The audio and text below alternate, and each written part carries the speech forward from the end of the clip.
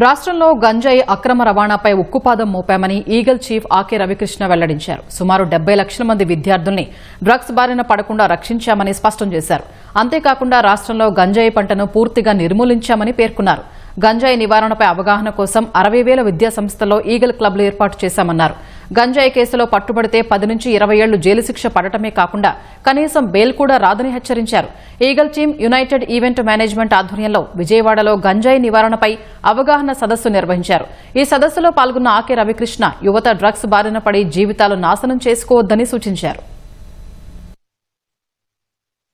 రాష్ట్రంలో ఉన్న సుమారుగా 70 లక్షల మంది విద్యార్థులు కాపాడటం ఈ ఈగల్ క్లబ్స్ ద్వారా సాధ్యమని చెప్పేసి సుమారుగా మనం 60,000 విద్యా సంస్థల్లోని ఈగల్ క్లబ్స్ ప్రారంభించడం జరిగింది. ఈ డ్రగ్స్ అనేది ఎంత ప్రమాదకరం. ఎన్డీపీఎస్ చట్టం 1985. ఒక్కసారి కనుక ఎన్డీపీఎస్ కేసులు ఎదుర్కొంటే మీకు బెయిల్ రావు, ఒక సంవత్సరమైన బెయిల్ దొరుకుతుంది. పాస్పోర్ట్లు రావు, ప్రభుత్వ ఉద్యోగాలు రావు. ప్రైవేట్ ఉద్యోగాల్లో కూడా ఈ మధ్యన 360 డిగ్రీస్ చేస్తున్నారు. అంటే మీ భవిష్యత్తు మొత్తం అంధకారం అయిపోతుంది. 10 నుంచి 20 సంవత్సరాలు జైలు శిక్ష. ఈగల్ ద్వారా కూడా మేము లాట్ ఆఫ్ ఎన్ఫోర్స్మెంట్ యాక్టివిటీస్ చేస్తున్నాం.